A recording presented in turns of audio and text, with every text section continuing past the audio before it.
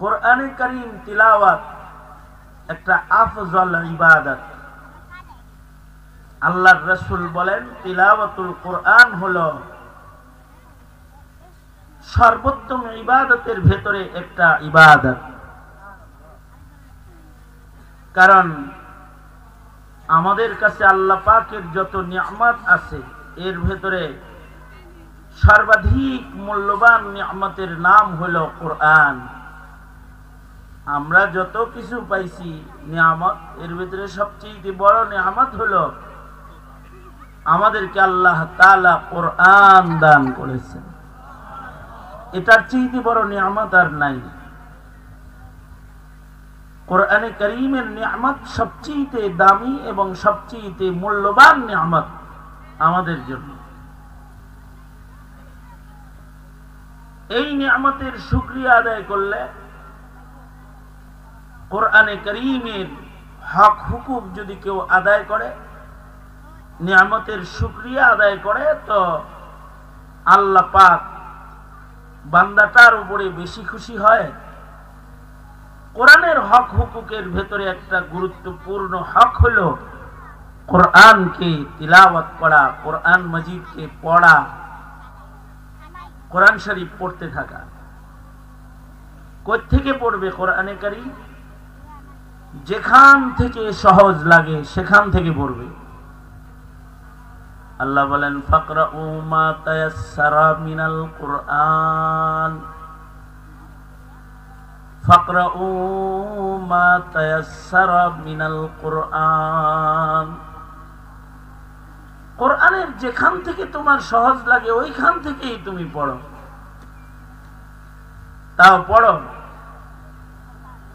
এ কারণে আল্লাহ পাক বান্দার উপরে কত দয়া আর কত মেহেরবানি করছেন যে কোরআনে কারীমের ভেতরে ছোট বড় উভয় প্রকারের সূরা দান করছেন। কোরআন শরীফের সব সূরা সূরা বাকারার মতো বড় বড় সূরা না। কোরআনে কারীমের ভেতরে ছোট ছোট সূরা আল্লাহ বান্দার উপরে দয়া কইরা দান করছেন। সুবহানাল্লাহ। এটা আল্লাহর একটা দয়া আমাদের উপরে।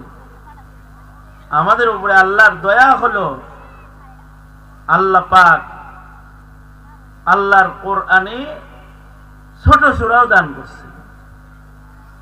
কোরআনে কারীমের বড় বড় সূরা যেগুলো আছে, বড় সূরাগুলো তো হাফিজুল কোরআন ছাড়া পড়তে পারে না।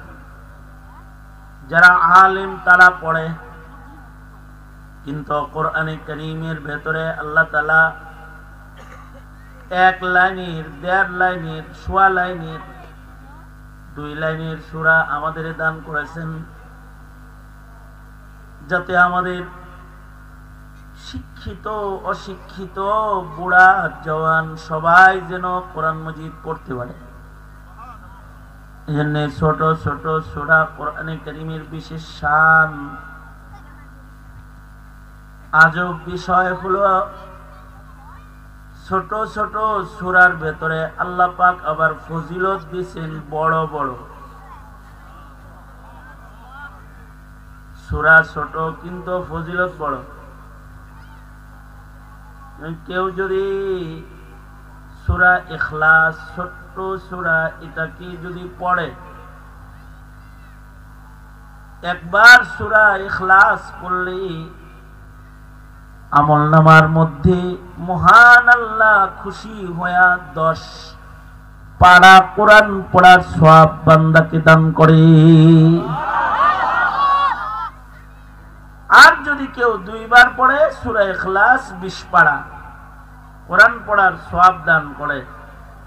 যদি কেউ 3 বার পড়ে তো তাকে আল্লাহ তাআলা খুশি হইয়া 1 খতম কোরআন পড়ার সওয়াব দান করে। কোন বুড়া, কোন মহিলা, কোন শিশু, কোন অশিক্ষিত লোক গোটা কোরআন যে পড়তে পারে না, মুখস্থ করতে পারে না, তেলাওয়াত করতে পারে না, সে যদি শুধুই মাত্র সূরা ইখলাসকেও ভালোবাসে, তাহলে এই কোরআনের এই সূরার ভালোবাসার কারণে এই সূরা তাকে আল্লাহর জান্নাতে পৌঁছায় দিবে।